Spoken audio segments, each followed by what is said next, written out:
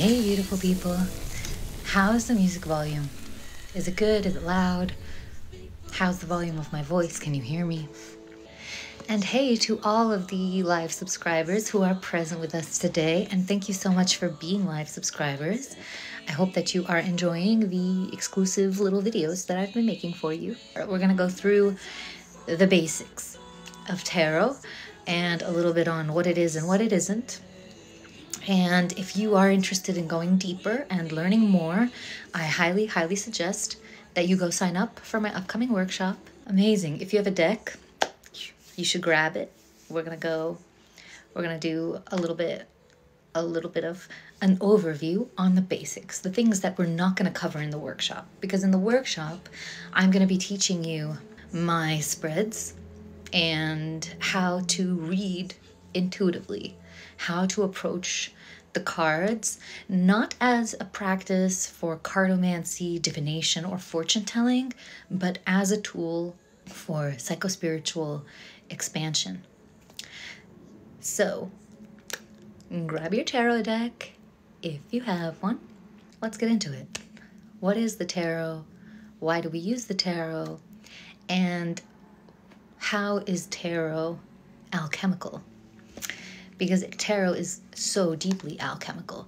And today I'm going to use the Waite-Smith deck to talk about the symbolism a little bit and some of the basics and the numerology.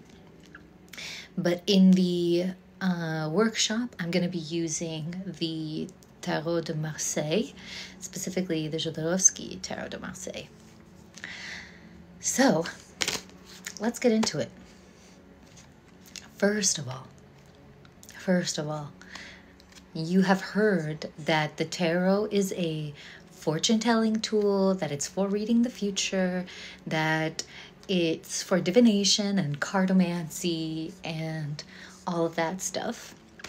I am here to tell you that yes, you can use the tarot for cartomancy and for divination, but what the tarot is really is a great and heavily underrated psycho-spiritual tool that can help us dig up a lot of unconscious material that we would like to transmute, that we would like to alchemize, as well as being a great community building tool. A great way to connect and communicate with our loved ones and with people in our community. And one practice that I highly suggest if you are dating, I highly suggest that you take a little tarot deck with you and play with it on your date. Pull some cards for you and your date. Because it'll be an interesting experience and you will connect with the person that you're meeting on a whole different level. All right, so I'm just going to shuffle a little, see what cards fall, and talk about them a little bit. If you have your tarot deck with you, go ahead and pull it out and engage with this little practice that we're going to do. I'm not going to read your tarot. Maybe we'll do a collective reading, but mostly I'm here to teach you a little bit about the tarot, teach you some of the basics of the tarot. And if you want to go deeper on reading the tarot, you want to possibly get the chance to be read by me, you want to spend 4 hours in an intensive workshop learning my spreads and my methods, you can sign up for my workshop. Somebody asked for the tower. There it is. So far we have wands, pentacles, and swords. So I'm just going to keep shuffling until we get a cups card fall out. You have the full tarot course. Amazing. I hope you're enjoying it.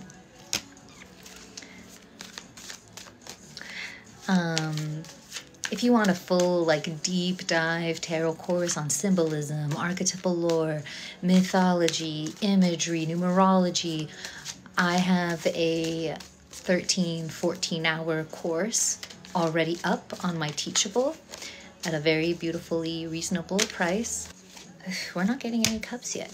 This is a general reading, and I'm just letting some cards fall so that we can look at some general elements that you will find in the tarot, just to give you some basic knowledge on how to approach these cards. Now, of course, reading intuitively helps when you have, there we go, there's a cup card. Reading intuitively definitely helps when you have a vast store of knowledge, specifically in biblical literature, religious literature, mythology, imagery, symbolism, because the tarot cards, and especially this Waite Smith deck, the tarot cards are laden with archetypal and mythological imagery and symbolism. And when you know the stories, it becomes a lot easier to intuitively see what's going on, to intuitively tap in to the stories that are revealing themselves. And that's the first thing that I want to say. That's the first thing that I want you guys to know. In my practice, there is no such thing as meanings. There are no meanings to symbols. When a symbol has a meaning, it becomes a sign. If you can look at something like a stop sign and know immediately what it means, it's a sign, not a symbol. A symbol is an image that carries within it an infinity of unconscious material. It's something that is there to tell you a story, to take you on a journey, and to act as a mirror for you, specifically for your projections, which is why it is such a great psychospiritual tool, because in opening up the tarot space, we are creating a place, a space specifically for us to project, rather than having our projections all over the place, all over the people we love, in our relationships, in all the different things we're doing. We have this specified, special place specifically for projecting and engaging with our projections. Another disclaimer that I want to give you in response to some of the questions that I get a lot about the tarot is that it is not anti-religious. If you are religious in any way, you don't need to be afraid that reading the tarot is against your practice or against God or Allah, especially Allah. If you are Muslim and you're afraid of the cards, firstly, again, this is not a practice in fortune telling or reading the future. This is a practice in psychotherapy in its own way, a psychospiritual practice of bringing out unconscious material and learning how to work with it, learning and figuring out how we want to transmute it, observing our patterns and deciding whether they are helping us grow and move forward or whether they are holding us back in any way. Not to mention, yes, the tarot is laden with religious symbolism, from Jewish to Christian to Muslim. Not to mention that the tarot and really all card practices come to the European world, at least, from the Islamic empires, from the Arab worlds. It was the Mamluks who actually brought playing cards to Europe that were then developed into what we call the tarot. So if you're Muslim, Arab, you're a little bit worried, you're a little bit scared about interacting with the cards, what would Allah think? Allah would be fine. Okay, your literal ancestors are the ones who brought the practice to the European world. And if you're interested in alchemy, this is a fantastic alchemical practice. This is probably one of the best ways to get into alchemy and to start to develop your alchemical awareness. And again, not as a divination tool, not as a fortune-telling tool, but as a psycho-spiritual tool. And Yahweh, God, Allah, Christ, He wants you to develop psycho-spiritually. And He is all over these cards. His imagery is all over these cards. Okay? So let's get into it. Let's start playing around with some of these cards that have fallen for us. So the first card that fell for us was the Five of Wands. And what I'm going to do is, instead of read the cards, maybe I'll read them at the very end, collectively for all of us. Instead of that, what I'm going to do right now is look at each card and give you a sense of how we would approach these intuitively. How we would approach them if we had no knowledge whatsoever. Then I will talk a little bit about numerology, the four suits and how we can use them. To go back to the beginning. There are no meanings.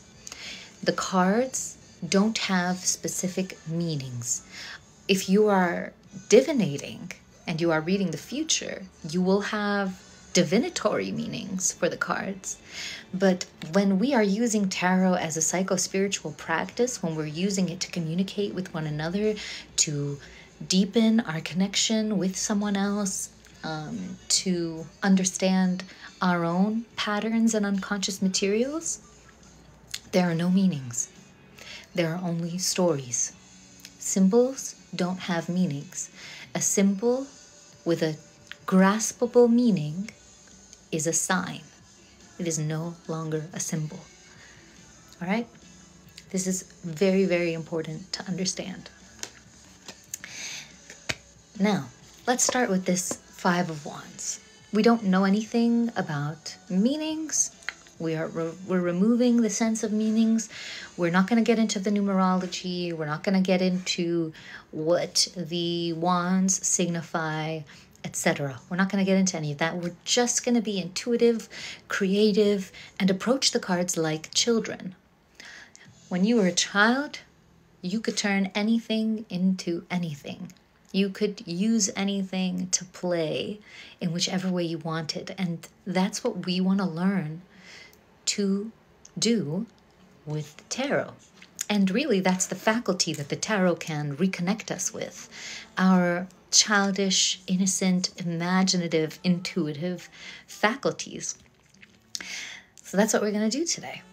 And I'm going to start by going one by one through the cards, and then show you how we would do this with a collection of cards. Will this be reposted on YouTube? I actually already have a YouTube video up on the 5 main struggles that people face when reading the tarot and how to deal with them. So you can check that out. And I'll probably edit this and put it up as well if you guys want.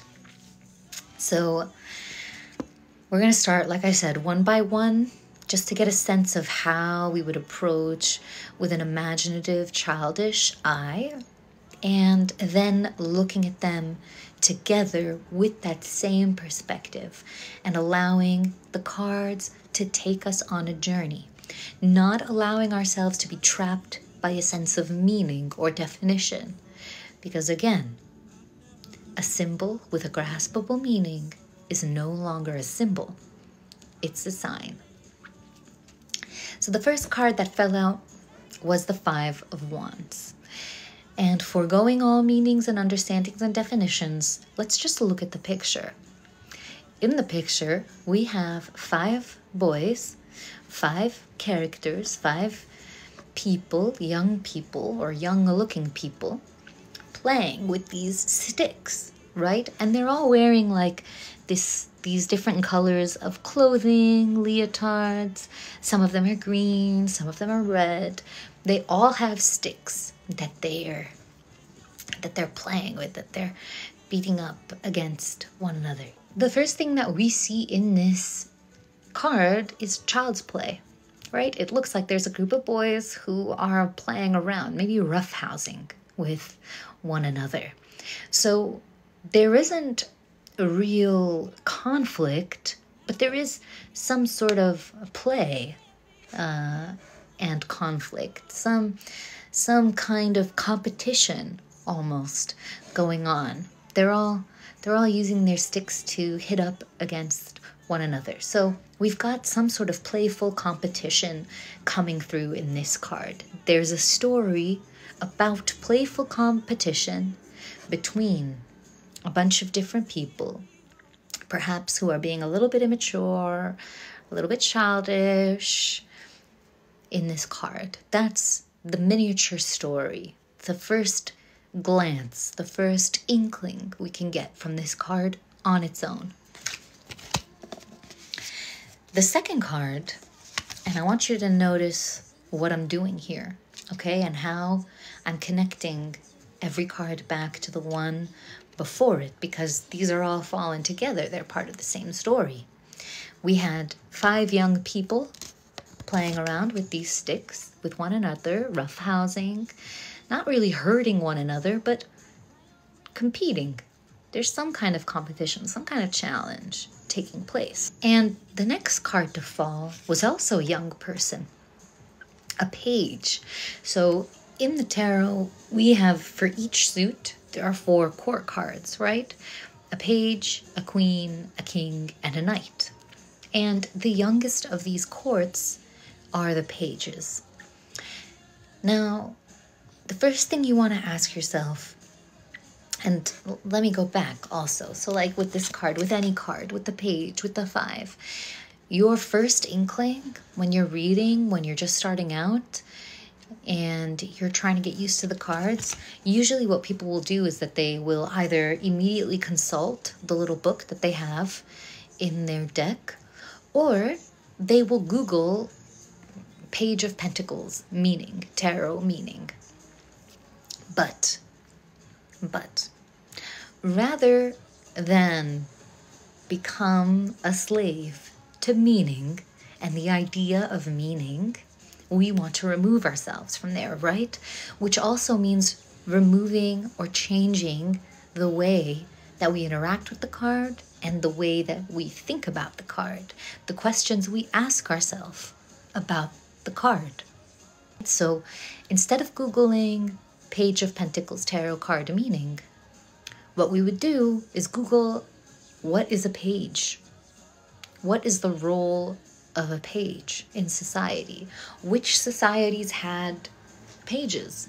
What does a page do in life? Like, what was the point of a page in any sort of hierarchy? And in Googling that, you will learn a lot about the function of a page in a kingdom. And one thing that you'll learn is that pages are messengers. Sometimes they are the assistants to knights. And the Knight of Pentacles was also someone who fell for us. And funny enough, we also got the Page of Swords and the Knight of Swords. And already looking at these 4 cards that have fallen here, we can tell that there are some partnerships, some relationships in the story that were being told. Perhaps the boys in that picture on the 5 of Wands are each working for someone. Maybe they are 2 of the 5 pages and they are fighting or competing on behalf of some knights. So let's go back. Page of Pentacles. What do we have here? We have someone dressed like a pauper, someone who doesn't look particularly wealthy, holding up a coin.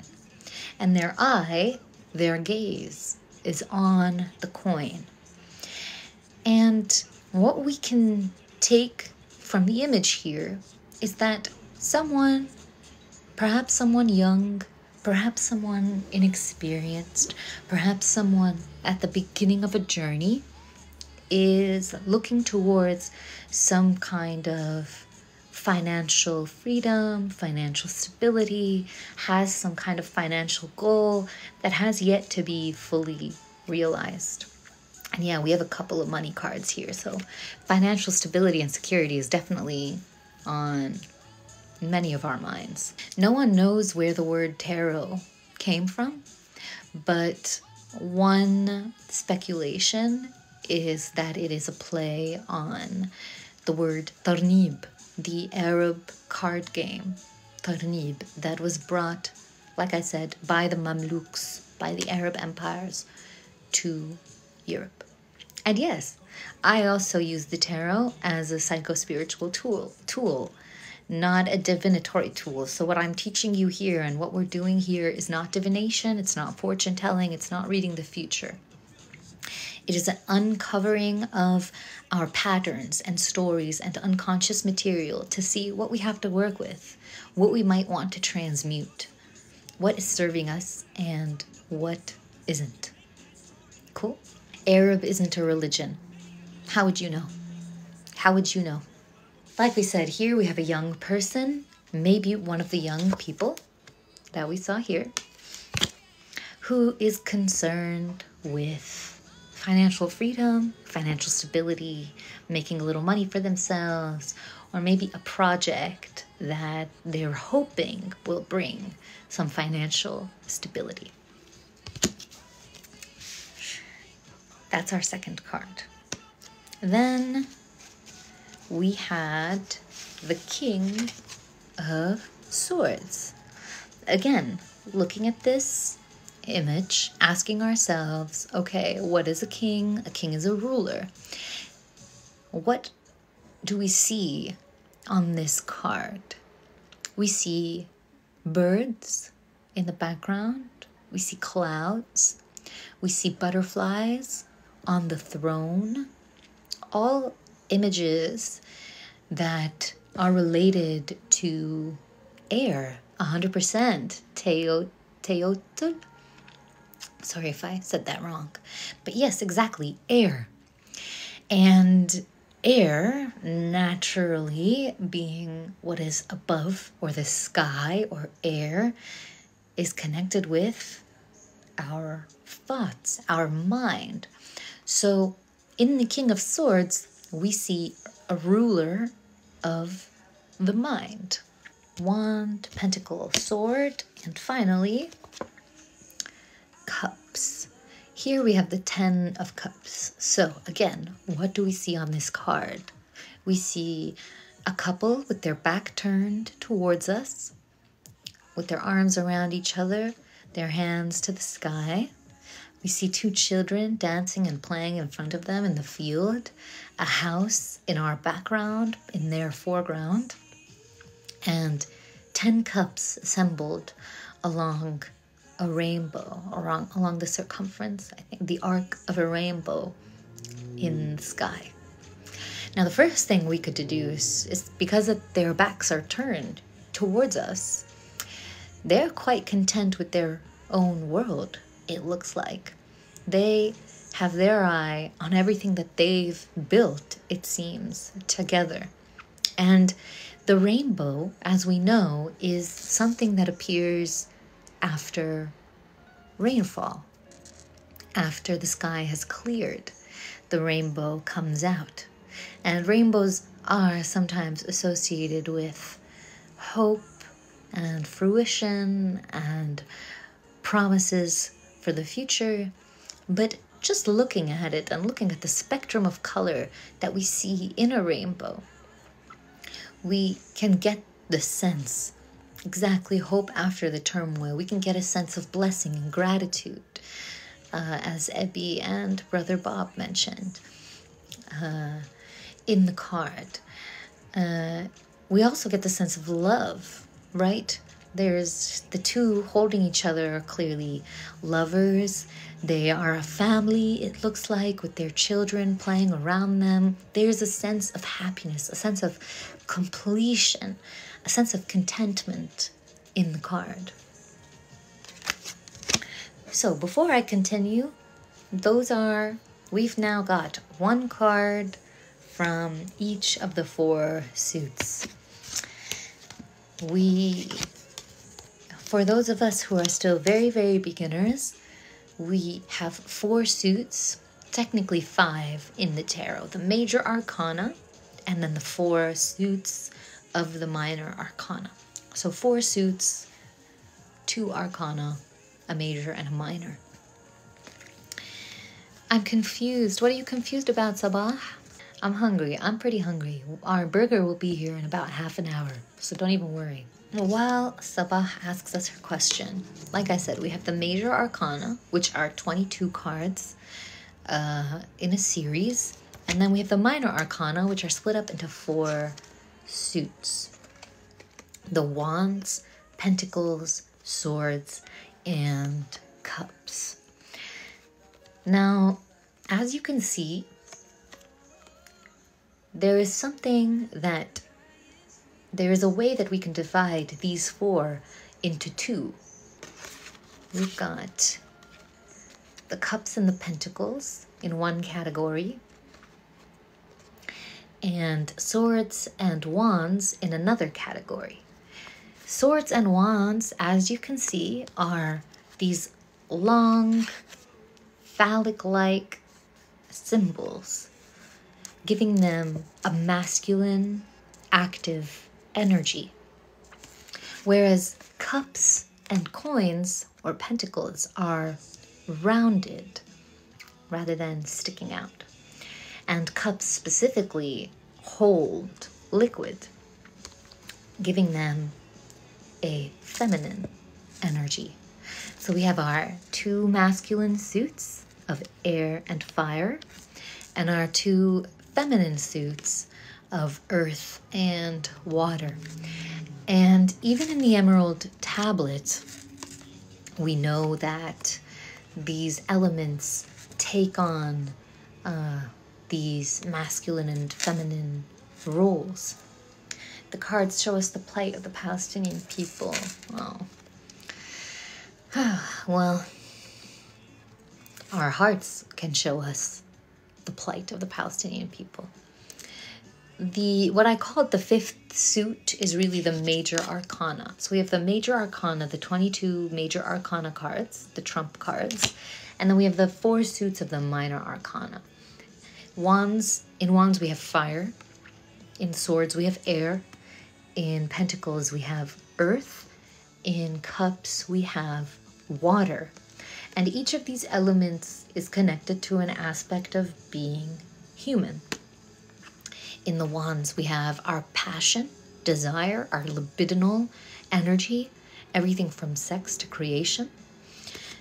In swords, we have our mental and intellectual capacities, everything that has to do with the mind, writing, contracts. In the pentacles, we have everything related to physical stability and the body, finances, health, taking care of ourselves. And finally, in the cups, we have water, which is related to emotion, the unconscious, our emotional life, our heart space, and our romantic or other relationships. So those are the 4 suits of the minor arcana. Now, we've got those 4 cards from the minor arcana, but we also had 2 major arcana cards that fell for us. Hey, Ethan. The first being the Tower, and I think this one is really on point right now. Firstly, because someone asked about it. Someone was like, oh, what about the Tower? And then the Tower literally fell out. And because someone also brought up Palestine and the state of the world and everything that we're seeing be destroyed. So once again, to go back, we are foregoing meanings. We are foregoing numerology, we are foregoing the symbolism, and we are just looking at the cards intuitively. We are just looking to see what's going on, what story is coming through in the card, what illusions are being made through the card. Now, the Tower is a really interesting one, so thank you for asking for it, and thank you, cards, for bringing it to us. Someone said it's not good. It's always good, Brother Bob. It's always good. All right. Anything we can get from the cards, even if it scares us, even if it doesn't feel good at first, even though our initial reaction might be fear, it's still good. It's still really, really good because it's bringing things to the surface that otherwise are going unnoticed.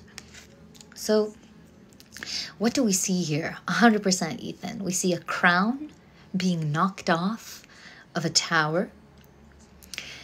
A bolt of lightning in the form of an arrow seems to be what caused the crown to be knocked off. There's a fire coming out of the tower, out of the windows, out of the roof, and there are people falling out of the side of the building. Now, one thing you can notice, and remember, we're just looking at the image. We're just looking at the image. Before I get into the archetypes, before I get into everything, before I get into the numerology, just look at this image. Do the people falling look like they fit in that tower?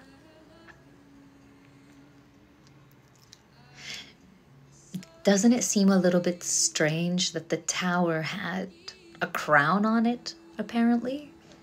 Like, why is there a crown on a tower? What is going on here? So first of all, looking at the people, they are too big for this tower. They're too big to be falling out of this tower. And to me, the story coming through is that somebody has severely outgrown something.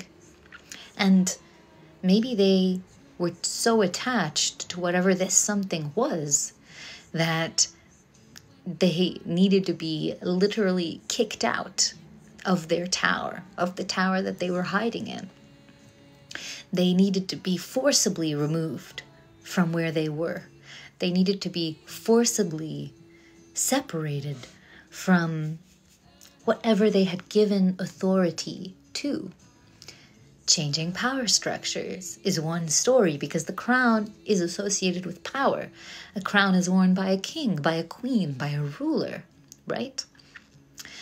And someone's rule, someone's power is being knocked off.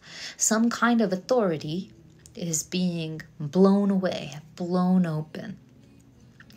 And whoever was clinging to this authority was already too grown for their situation, was perhaps in denial, perhaps didn't want to let go. But the universe always comes through with a, you're going to have to let this go. You're going to have to move forward. It's going to hurt, but you're going to have to move forward. Like literal growing pains. You remember having growing pains when you were younger? That shit hurt. It hurts. It's not easy, right? And to go a little bit deeper, I don't wanna. I know, Chase. Well, I know. And to go a little bit deeper into the archetypal lore, hey, Twitchiverse member Lightbeam. Guys, if you're not in the Twitchiverse, you should be. But anyways, what does a falling tower remind you of? When you think of a tower being broken down, or falling, or being destroyed, what do you think of? Okay, that's good. 9/11 is a good one, but Babel, 100%. Chaos, Babel, ego, expulsion. Beautiful, you guys. You're really good at this. You are really good at this. If any of you in here think that you can't do tarot, you're not good at tarot, you're doing the tarot right now. You're doing it. If you think you're not connected to your intuition, you're doing it. You're connecting right now. So, bravo. I'm proud of you. Anyways, yes, Babel. And in the biblical story of Babel, we know that God wanted to separate people because they were all understanding each other, and they might conspire against him. A strange thing for a god who wants peace and love to do, but there we go. In the lore and in the Jewish, in the Jewish lore, in the Apocrypha, and in the Quran, Babel, the tower, is built by a king, Nebuchadnezzar, or Nebuchadnezzar in English, Nebuchadnezzar in Arabic. He is the one who builds the Tower of Babel. And in the Islamic story and in the Jewish apocryphal story, it's Abraham who faces Nebuchadnezzar and tells him that no matter how powerful he thinks he is, no matter how high he builds his towers, God will always bring it down. God will always be the greatest. And following that, God brings down the Tower of Babel built by Nebuchadnezzar. And Nebuchadnezzar is this embodiment of an egotistical tyrant ruler, a tyrant king who built this tower and who thinks that he's better than God. And the symbolic story that we're engaging with here in this lore is ego, 100%. The reality, the truth that everything built in ego will eventually be broken down. In the tower, we see the inevitable fall of tyranny, the inevitable fall of everything that is built in ego. It cannot be escaped. That is both on the collective level and on the personal level. On the collective level, that every tyranny comes to an end. On the personal level, that we must always be willing to outgrow the identities that we create for ourselves. Always. We should be ready. We should know when we have outgrown the identity. On the personal level and on the collective level, we are in a constant state of reinvention. Yes, of reimagining, of re-identifying, of breaking down and rebuilding. There is actually a practice in Japanese culture. I forget what it's called. If anyone knows what I'm talking about, please put it in the chat. There's a practice in Japanese culture where every so often structures have to be dismantled and destroyed and then rebuilt to constantly be in that flow of dissolution and reunion. Kaizen, kintsugi, okay, cool.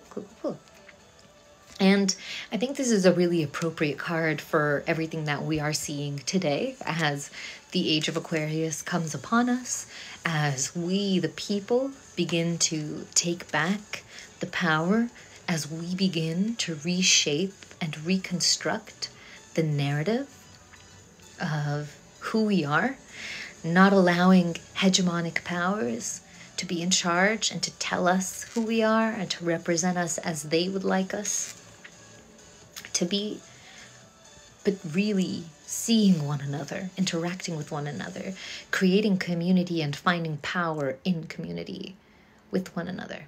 The message here is not that we shouldn't have an ego.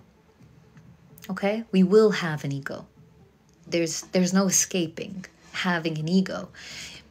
If you live in the world, you will need an ego. The ego filters what would otherwise be an inexpressible yop of existence into something intelligible, into something somewhat palatable, so that you're able to communicate with other human beings. We need that filtration system to be able to connect with one another. But the ego is intrinsically tied to the shadow. The existence of the ego necessitates the existence of a shadow, because in that filtration system, nothing is removed But some things are allocated to be seen and some things are allocated to be hidden. And what is hidden is the shadow. What is seen is the identity. And the ego is the thing, the filter that allows for you to decide what you're going to say, what you're not going to say, what you're going to do and what you're not going to do, how you're going to do it, when you're going to do it. But the trick is to not be enslaved to our ego, to not fall into the trap of mistaking our ego and our filtered light for ourselves. The ego becomes a problem for us when we become consumed by its filtration. When, for example, let's say that you're a teacher. Okay, I'm a teacher, so I'm going to use that example because this is, my personal experience with being a teacher. In being a teacher, there's a certain way to communicate and to be with your students in the classroom that's different than the person you would be with your friends or family, or at least there should be. But what happens to people is that you become a teacher, and in that filtering process that you do in the classroom as part of your self-sustenance, because that's what you do for a living, what happens is that you start to wholly identify with being a teacher as if that's all that you are, so that you start going home to your family and your friends and you're still teaching. You're still being a teacher. That is where the ego can start to become harmful, because you're constantly reinforcing teacher, teacher, teacher, teacher, and forgetting that you are so much more. You are so much more. You are all the things that you suppress when you need to be a teacher, and then so much more beyond the realm of teacher and non-teacher. That's where the ego becomes tricky. And maybe your tower is being a teacher.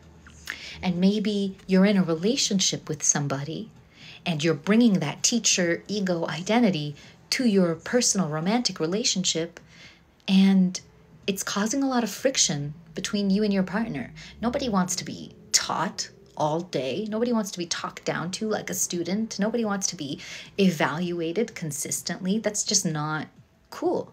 Like, you have to be a lover in a relationship, not a teacher. Your romantic relationship is for you to be a lover, to express your love, to be romantic, to be present, to be a safe space, a place of fun and love for your partner, etc., so forth. We can do a whole thing on romantic relationships on its own. That's its own discussion. But your teacherness is getting in the way. It's getting in the way of your love.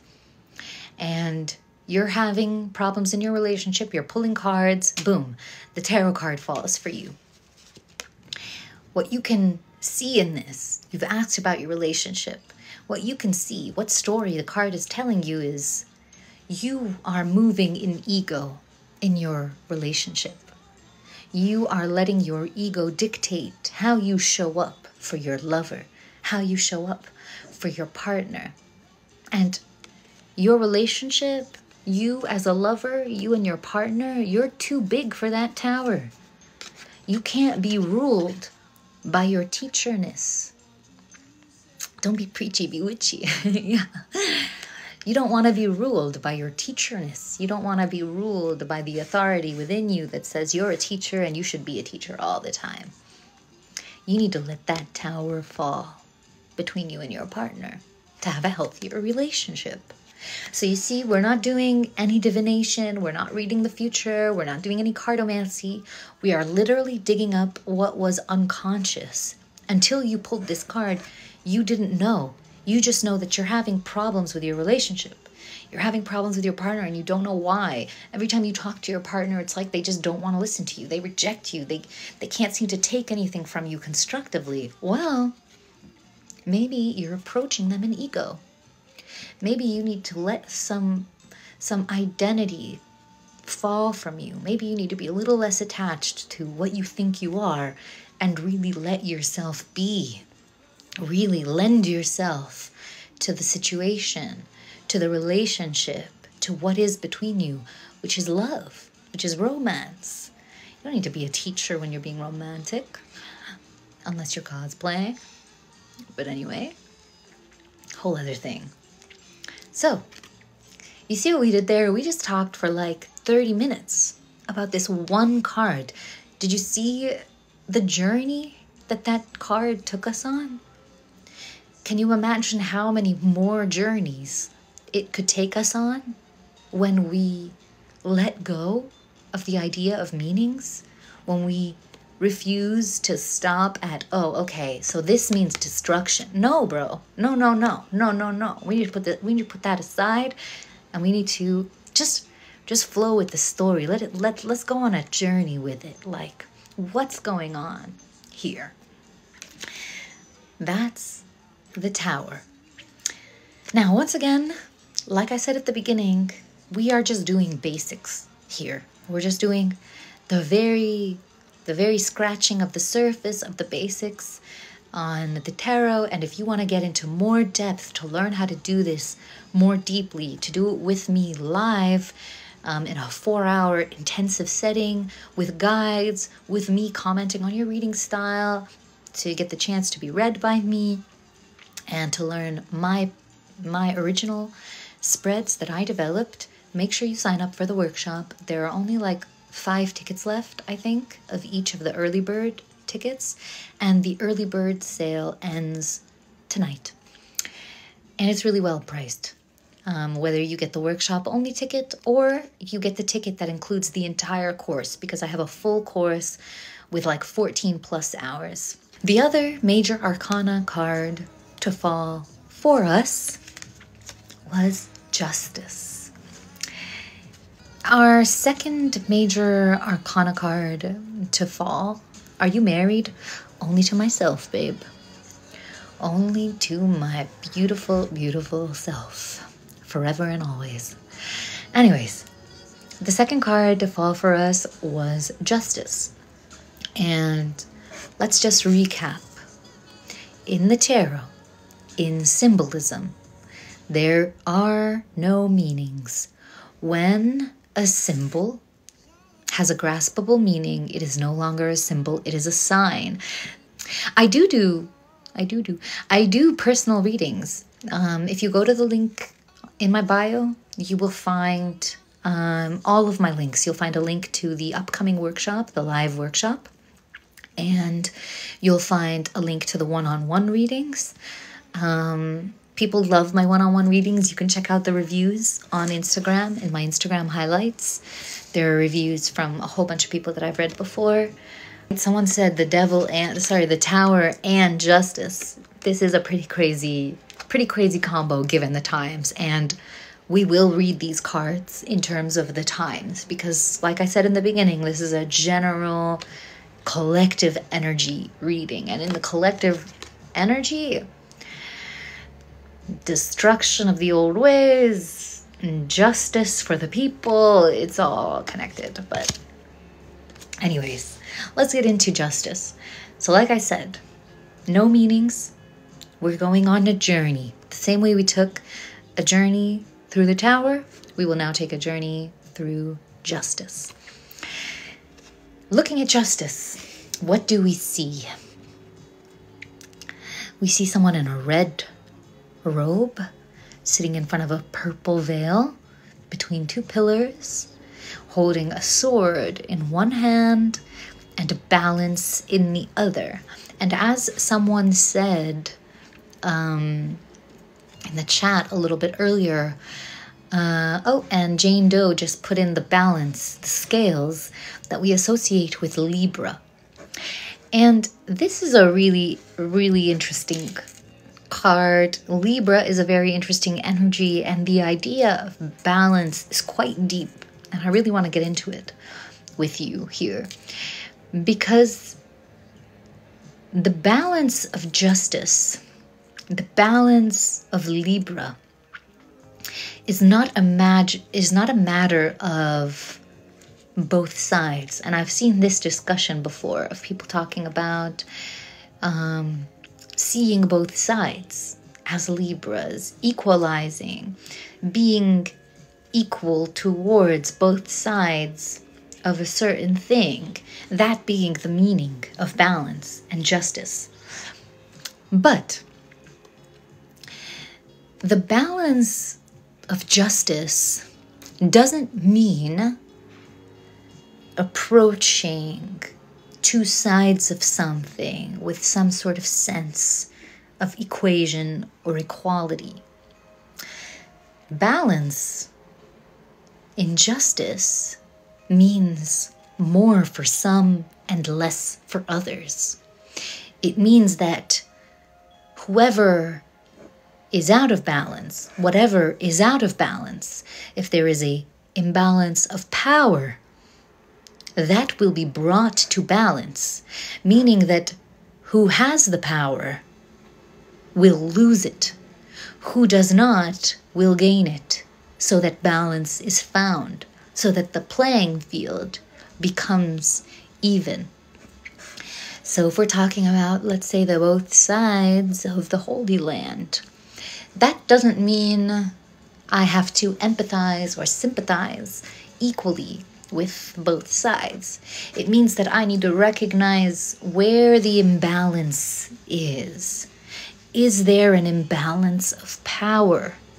Is one side tyrannically possessing power over another? Because that would be an imbalance. And if that's the case, then it's the tyranny that will be quelled. It is those who are subdued that will be freed. If you see what I mean. There isn't an equal distribution among both sides. No. There is the taking from some and the giving to others, so that a balance is found, so that an equilibrium is reached.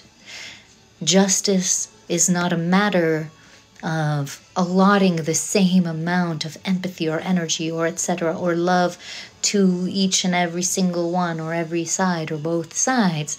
It is a matter of seeing where the imbalance is and knowing from where to take and where to give, if you see what I'm saying.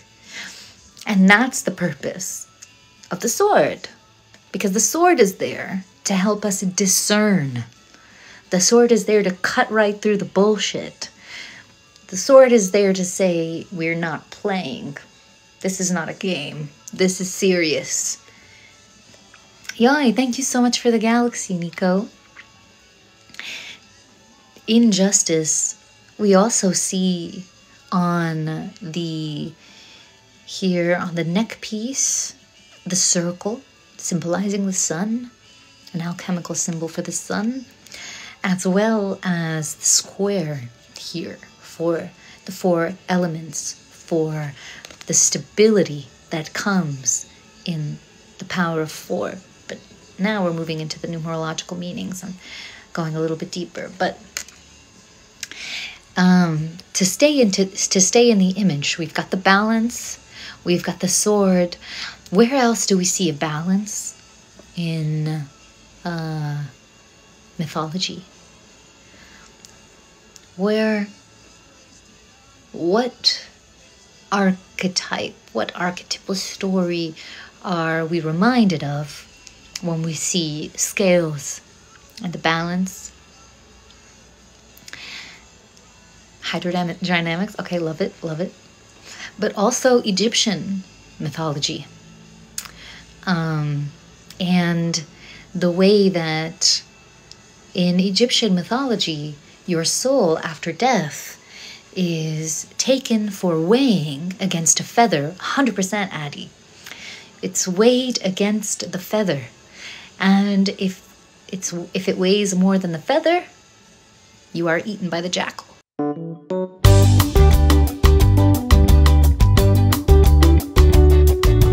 Was Mary Magdalene married to Jesus? Not in the way that you would be married today, I don't think. This is my only account. If you're getting any DMs from accounts that look like mine, offering you readings, that is not me. That is not me. I will never be in your DMs offering you a reading, ever.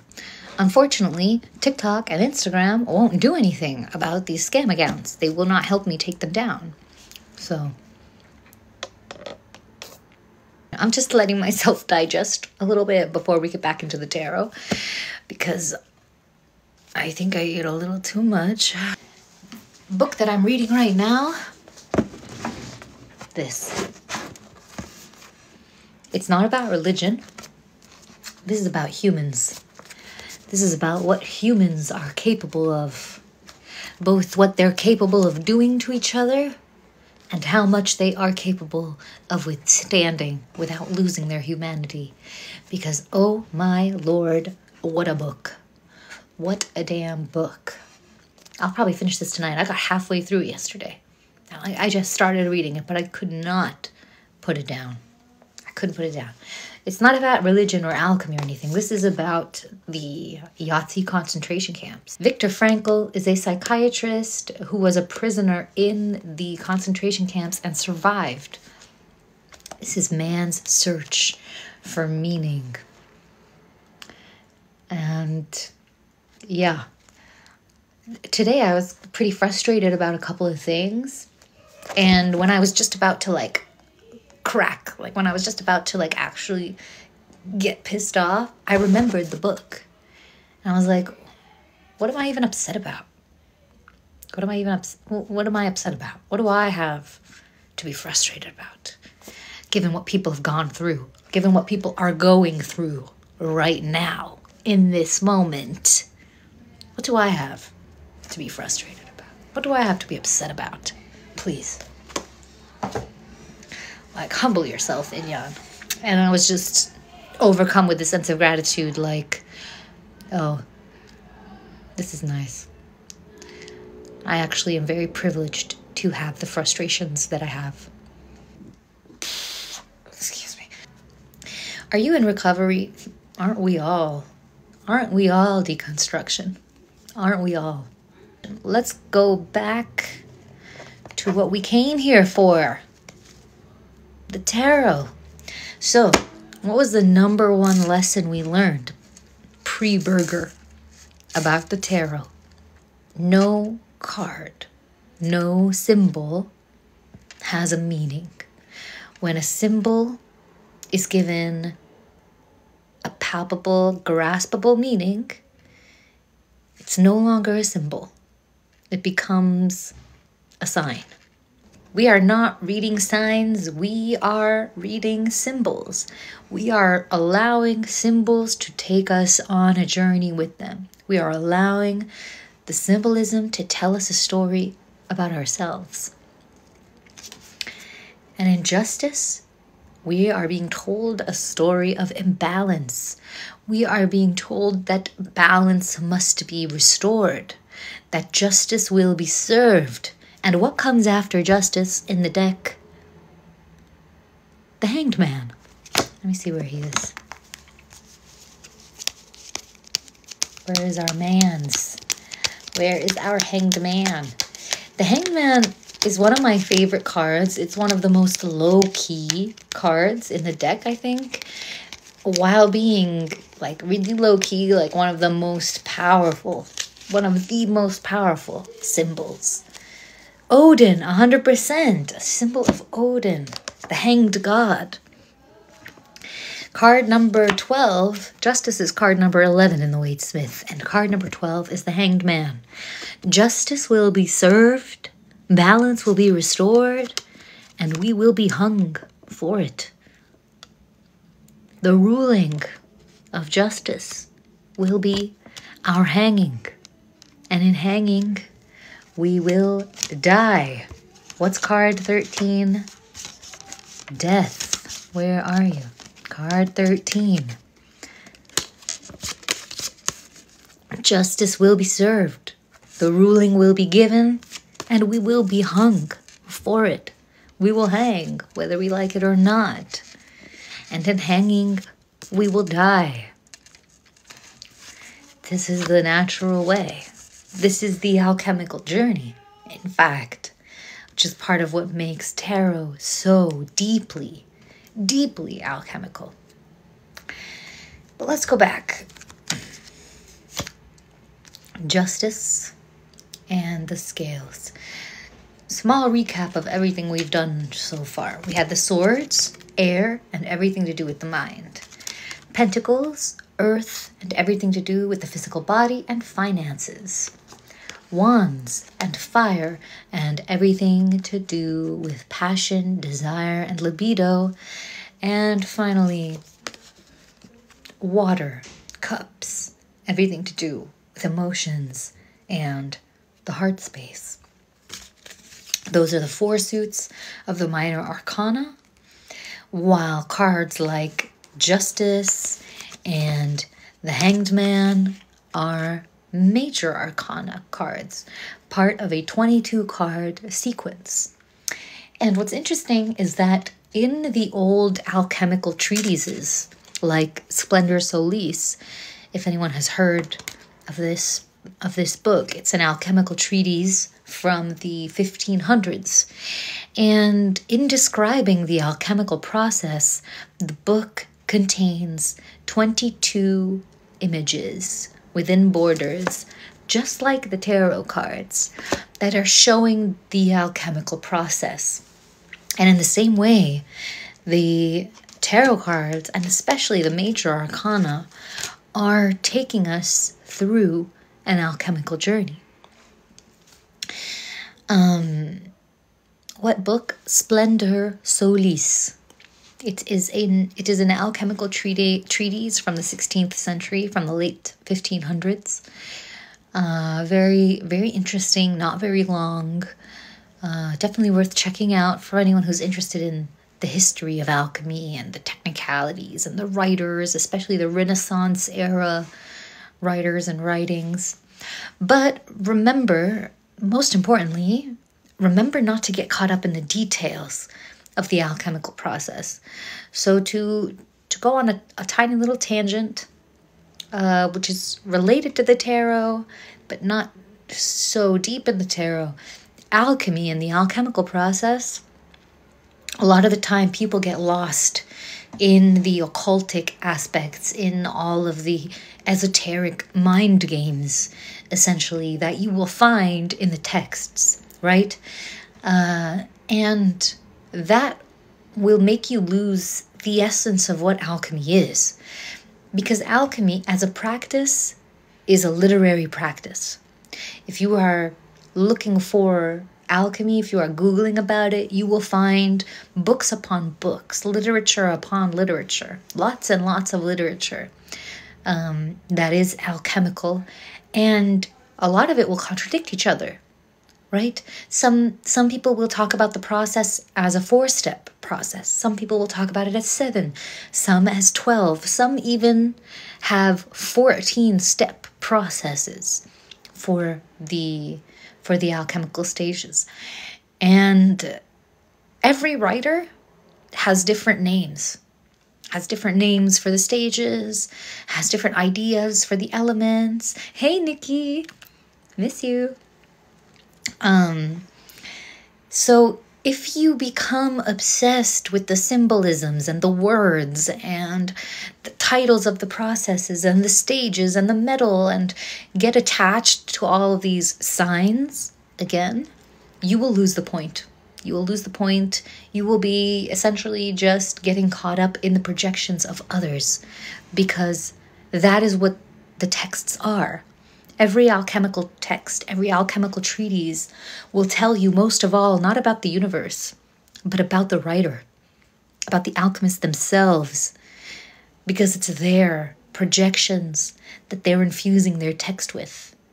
It's their code that they are putting down to paper, their secrets, not yours. What you need to understand more so is the general idea. The idea of refinement of the soul, the idea of who do I want to be and how can I be that in its entirety? How can I be less of what I don't, find favorable and amplify what I find favorable in me? How can I move closer to an ideal version of myself? How can I move closer to a way of being that feels true to me, that comes from the source, the center, the gold of who I am, as opposed to always being tethered to what everybody else tells you and what everybody else thinks is real, and waiting for your friend to decide what they want to eat so that then you can decide what you want to eat, because you don't know what you want to eat, because you don't even know who you are, because what do you even, do you know what I mean? You want to be the one who knows whether they want to eat or not. And you want to be the one who knows what they want to eat, if they do. You want to be the one who is the magnet to those around you. The one who people wait for to say what they want to eat based on what you want to eat. If you have to be. Most of all, it's not about other people. It's about you. It's about you. The gold of who you are. The center of your being. The living of your truth. Without preconceptions, without judgment, without your mother's voice or your father's voice or your bestie's voice or your partner's voice. Sure, if they elevate you and support you, I mean, I'm not saying like cut people off and don't love people in your life, but don't let the whims of others control who you are and what you think, which is what happens to a lot of people who get into alchemy. They start reading some alchemical treaties and they just become obsessed with like, oh, Mercury means this and sulfur means that, and this is feminine and this is masculine and this needs to do this and I'm doing that and this is the stage that I'm in. And no. All of that is fun. All of that is good, fun stuff to know about, to read about, and to explore, but not to be tethered to allow to inform yourself if you want. You don't have to if you don't want to. And in terms of texts, I've said it before, all you need is the emerald tablet. Like the basic idea, the general idea, it's in the emerald tablet. No complications, no nothing, nice and simple, straightforward. 14 lines, this is what it is. Hey, Katie. Miss you, girl. The emerald tablet is all you need in terms of text, in terms of something to take with you and perhaps project onto other things, because it's vague enough and specific enough to be applied anywhere. It's like a, I mean, in my knowledge, let's say it like that, in my knowledge, it's the best, most succinct breakdown of the process, because alchemy is the process, the philosophy of the process or the philosophy of change, which is a natural process, right? Everything is changing. Everything is in a state of transformation and movement. And alchemy is the study of how. How does the change happen?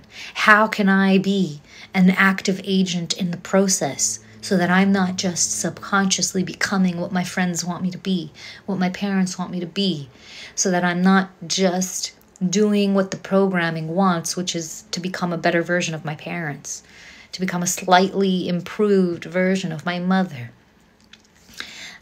I want to be more. I want to be something else. And I can do that by being an alchemist.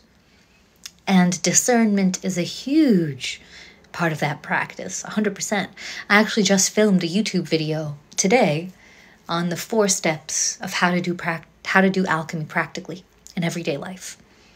And that'll be on YouTube soon. And I'll make a shortened TikTok version of it once the YouTube is up, sometime next week or this week, probably. But anyway, ultimately, yes, it is about being free and being yourself, but truly your true self, not being yourself in this weird, unhinged, I'm going to bother everyone around me kind of way, and I don't care what anybody thinks. Like, it's not so much like that. It's more that it's a more humble process. Like, first, really being able to admit that you don't know who you are. You don't know what you are. And you need time to meet yourself. And you will spend your whole life meeting yourself. It'll never end. You will consistently be humbled by what you learn about yourself, by what you find in your own mind and in your own heart that you never wanted to accept, or that you thought was hidden, or that you thought you had removed, or that you thought you had killed off, or you'll be humbled by the process. And you will come from a more centered, more powerful place. You will speak with your true voice, always and forever, like I do. You will know when to give of yourself and when to not. You will know that to hold space for others doesn't mean to carry them on my shoulders.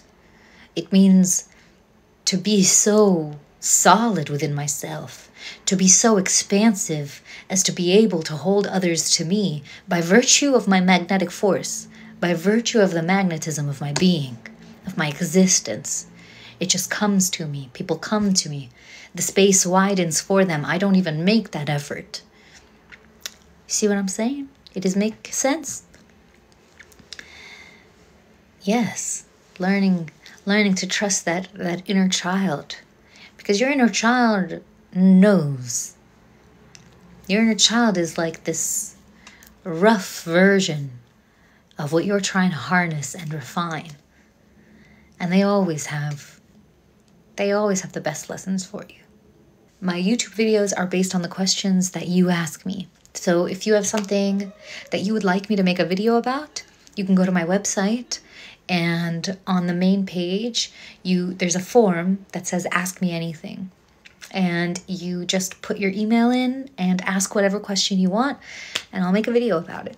I want to go over the numerology, because the numerology, knowing the numerologies, will really, really help you read any spread, any deck, anything.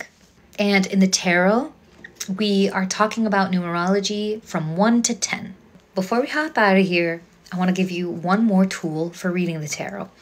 And again, I'm repeating myself, from the first hour PB, from hour 1 pre-burger, our first message. Symbols with graspable meanings are no longer symbols, they are signs. A symbol doesn't have a meaning. A symbol is there to take us on a journey and tell us a story. Agreed? Understood? Very nice. Very cool. Now, to help us tell our story, we can use numerology in the tarot. And the tarot numerology that we're using is a decimal numerological system.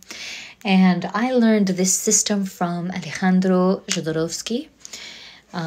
His tarot book is right there on my bookshelf. So we are using Jodorowsky's understanding. Oh, the sound is slightly off. That's weird. Should we avoid signs? We should avoid looking at symbols as if they were signs. We should always remember that a symbol is harvesting an infinity of unconscious material. A symbol is like the veil behind the high priestess or justice. It's covering an abyss. It's covering a load, an endlessness of unconscious material. In taking the journey with the cards, one thing that can help us is understanding, like I said, the numerology. So, for example, where is the card we had? We had the 5 of Wands, right? So before I go through them one by one, I just want to show you what I mean.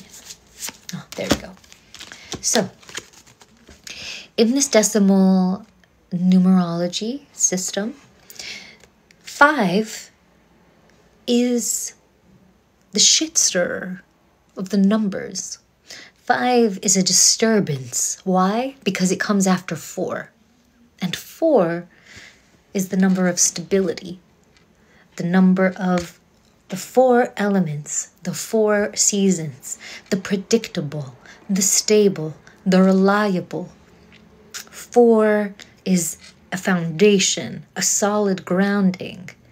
5 comes along to the 4 to shake shit up, to shake everything up, to be like, you know what, actually, no. Actually, you're a little bit too comfortable. And you can see this sense of shit stirring in the card. You can see the conflict. You can see the challenge. You can see the competition. You can see that there's movement, right? So that's one way the 5 can be seen throughout the card and can help us color even further.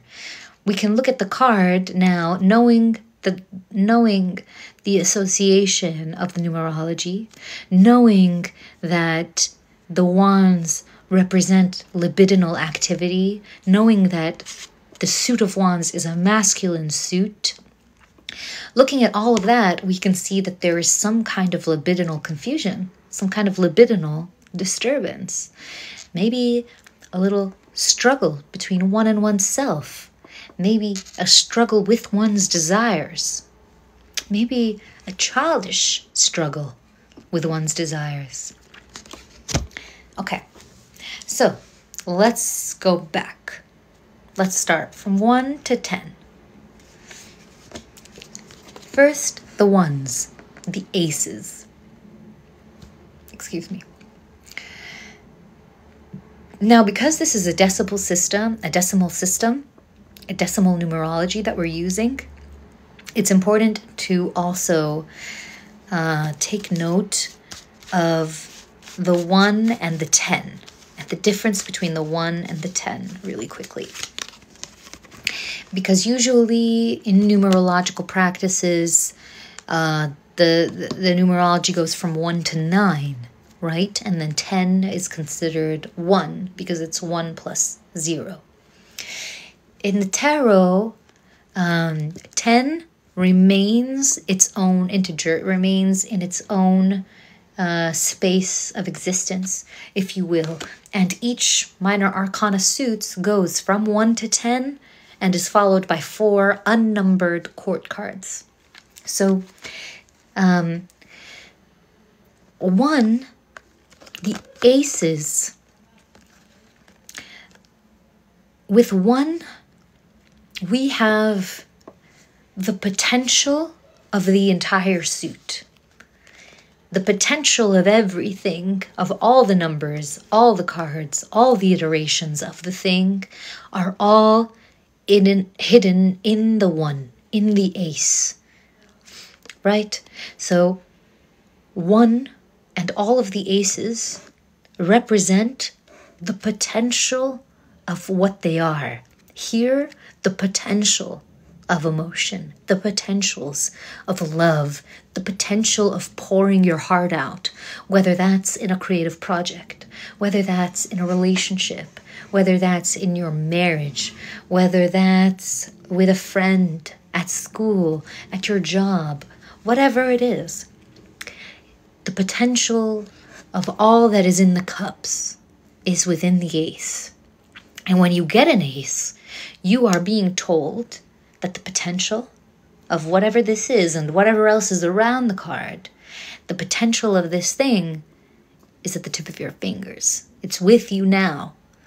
You are in the midst of the potential. You carry the potential here. The heart, the potential of the heart.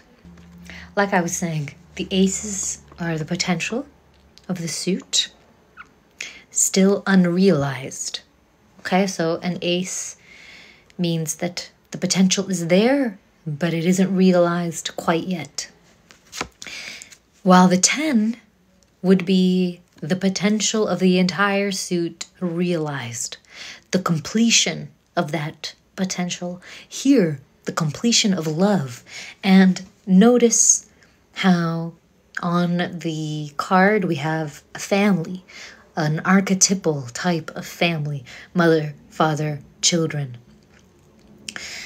The completion of love here being the family, the realization of love, its ultimate realization found in marriage and children and family. 100% Ethan. The seed and the culmination. The seed of the thing and the blossoming. The fruit of the thing. The wholeness. 100%. So that's what we have from 1 to 10. You would see them like this with all the other numbers in between. Next we have the 2.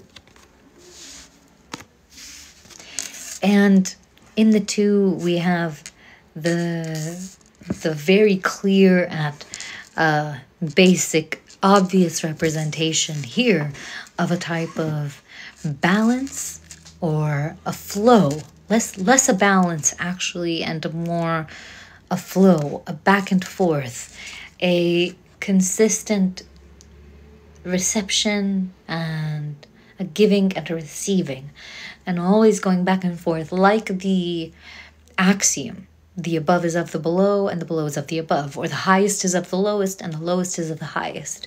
And that whatever we perceive as dualities are constantly feeding one another into existence. They aren't existing independently. They are creating each other, always in the process of creating each other. A kind of reciprocity. Photo thrills. That's a good way. That's a good word. A yin-yang manifestation of energies. Here, with finances, with money. Here we can see someone trying to balance their finances, trying to manage their finances, maybe moving things around from one place to another so that there's enough for everyone. Your strengths are hidden in your weaknesses. That's the video I made today on that axiom and how to pull the strengths out of your weaknesses. Next, we have, after the 2, we have the 3. Now, the 3 is traditionally associated with creativity and creative power. In this case, in the tarot, we can also see the 3 as initiation, as taking action. Sometimes the 3 is not stable. No, it's not. The 3 is there to shake up the balance in the same way that the 5 shakes up the stability of the 4. The 3 breaks up the duality, the binary in the 2 with a new movement, a new introduction, an inexperienced action a lot of the time. 3 is like the first step we take into a new journey. In this 3, for example, we have a truth that's breaking up our beliefs of the world, breaking our heart to realize and to learn, but that's clearing the way for a new perception, a new perspective, a new way of seeing the world. After the 3, we have the 4. And like stability in general, it can be kind of boring. The same way that the guy in the card here is a little bit bored with the stability, with the predictability, as I was saying earlier. Because in the 4, we have the 4 elements and the 4 seasons, the natural cycle, the human world, if you will, our physical human reality and its quaternal existence. That predictability can be boring sometimes, but it's stable. It's foundation, stability, security. And that foundation, boredom, security, and stability gets broken up by the 5, the shitster of the zodiac. And in the Jodorowskian, the table, the way that the layout of the cards, the 5 is the last card on the earthly plane. 2, 3, 4, and 5 are in the lower plane, and then 6, 7, 8, 9 are in the higher plane. So as the last card of the earthly plane, in its confusion, the 5 prepares us for a new way of being, a new way of moving. Rather than moving with balance or trying to make everything fit inside our binary way of being, rather than just moving, taking action unpredictably and without any experience, rather than being solid and stable and having just being bored and stuck in our foundation, in the 5, we start to shake up and readjust everything that we've accumulated so far in order to figure out what will bring us pleasure.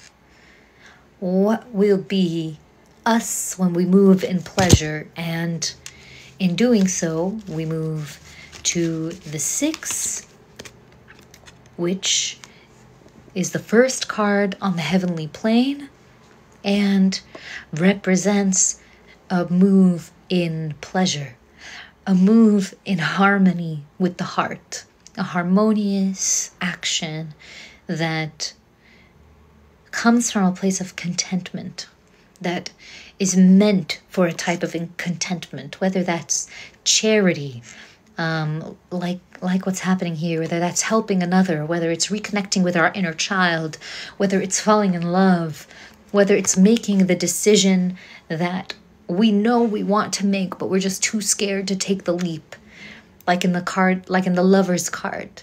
That is the 6. The 6 is the movement in pleasure, essentially, to dare to do what pleases us.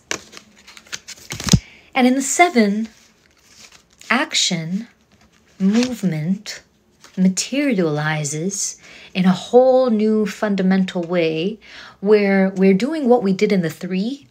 We're trying something new and we're taking a move forward. We're going on a new journey. We're starting over. We're getting out of what we were up to, but this time with experience. This time our move, our act comes from a place of experience. The 3 sits above the 7. The 3 and the 7 sit in the same space. The 3 on the earthly realm, the 7 in the heavenly realm. The 3 is without perspective. The 3 is the action you take from a full libidinal place, just in creative fervor. 7 has that same fervor, but you can see, you have more vision this time. You are coming from that heavenly realm, from above. You see around you, you see where you're going, and you know what you're doing this time because you've kind of done it before. You've done other things and they've taught you. You've been able to bring everything together, to be in a place of pleasure, to know what your pleasure is, to now be able to move forward with a vision. And notice how in the Chariot we see that. We see the combination in the starry canopy with the stony, earthen chariot. After that comes card number 8.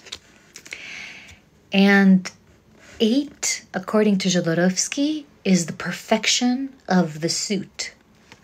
The 8 is when turned to the side, the infinity symbol.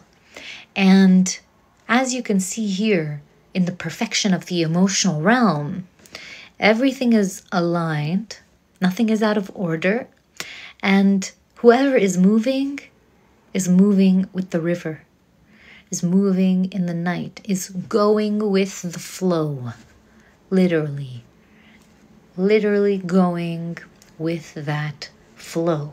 In 8, we find the perfection of the suit. We find a type of penultimate culmination, something that is something whose ending is upon us, essentially. The completion of something is upon us. And before that completion can come, we have the crisis. The crisis before the end. The crisis before the totality. Where is she? Number 9. 9 signifies that crisis. The crisis before totality. The crisis before completion. The everything needing to rush back together to come and to full realization in that 10. There's always that moment right before where, oh my gosh, is this the right thing? Is this it? Oh my goodness. That moment of when you know that this is it and you're so scared, like knowing that it is it makes it scary, essentially. Like there's this newfound pressure that's placed upon you. And finally, the completion. All these visions that you were anxious about and worried about, say, in this 9 of Swords, yeah, they were real. They were real. And all that you thought, all that you imagined is come to manifest. All that you had in your mind, all of your narratives, all of your stories, all the things that you tell yourself, that is what will pin you down in the end. You see? People look at this card and think, oh my God, it's awful. This is terrible. What if your idea, what if what was in your mind was that you were the greatest thing of all time? You were the greatest writer ever. You would be pinned down by that, which would be a good thing. No? It would be a beautiful thing. But ultimately, whatever it is that's up here, that is what will pin you down. That is what you will be married to. That is what will see its completion and its totality in the mental realm for you. Whatever is in the mental realm, essentially, will manifest. Your thoughts will become manifest. Your thoughts will come back to stab you in the back, essentially. And bam, that is the numerology of the tarot. And when you're reading the major arcana, what you're doing is reducing the numbers above 10. You're reducing them to their number from 1 to 10, their decimal equivalent. The devil, 15, is 6. And what differs between the 6, the lovers, and the 15? Remember, we said 6 is about pleasure, moving in pleasure, making the decision that you know will please your heart. In this case, here in the archetypal story, it's Eve eating the apple. It's Eve's decision, Eve deciding that she will listen to the snake. What's your snake? What's your snake? What is it that's whispering in your ear? What is it that's telling you there's more, there's more? That's your pleasure. That's your pleasure that you eventually decide to indulge so that you get kicked out of paradise, so that you are forced on your own journey with your own experiences. But what's the difference between this 6 and this 6? Well, in this 6, in card 15, the devil, your pleasure has become your prison. You've become enslaved by your own pleasures. You are no longer indulging your pleasure contentedly. You are now bound to what was once pleasurable. But the good news is that the noose is loose. The noose is not so tight. And it's not hard to free yourself from these indulgences. It's not hard to free yourself from this prison because you made that prison for yourself, ultimately. And you can leave it whenever you want. And sometimes the journey involves indulging in your own vices, in your own darkness, in your own shadow. Sometimes there's something there for you to learn. And that, my friends, is the numerology of the tarot. I hope that was helpful. I hope that gave you a new perspective, some clarity, a new way to approach the cards, to play around with the cards. Thank you, Greg. Thank you so much. Can I make that a bumper sticker? What, the noose is loose? The noose is loose, okay? It really is. If you liked this and you want to go deeper, you want to learn more about reading the tarot, you want to work with me and have a 4-hour intensive workshop where you'll get the chance to be read by me and where you will get to read others with my help and with the help of Twitchy certified guides, you can sign up for my upcoming workshop. You can find it on my website. If you want a personal reading by me, a one-on-one private session, you can also find that at my link. You can find everything at my link. And if you just want to support me, support my content, there are a bunch of ways you can do that also at my link. And besides that, for resources and community, also on my website, you can join the Discord community, the Twitchiverse, which is totally free. If you want a accurate translation of the Emerald Tablet, I also have a free PDF on my website as well that I personally translated. And that is really the only alchemical text you need to understand alchemy. You can also put your email on the wait list for my upcoming alchemy program and sign up for the workshop or join my Patreon also, yeah, if you want to. So yeah, thank you guys so much. This was so much fun. I hope that it was helpful. I hope that it helps, even if you don't come to the workshop. I hope that at least today this helped give you some clarity and some new perspective on your tarot practice. If you want even more, I did also upload a YouTube video of the 5 most common things that people struggle with when reading the tarot. So I definitely advise you to go and watch that. It's the 5 most common struggles and how to overcome them when reading intuitively. If you haven't subscribed to my YouTube yet, please. Now I am gonna go lie down and digest this burger and poutine because hot damn, that was heavy. It was heavy. I love you guys and I will see you soon. I'll be back soon. Love you so, so much. If I'm in your DMs, ignore me, block me, report me. That's not me, okay? It's not me.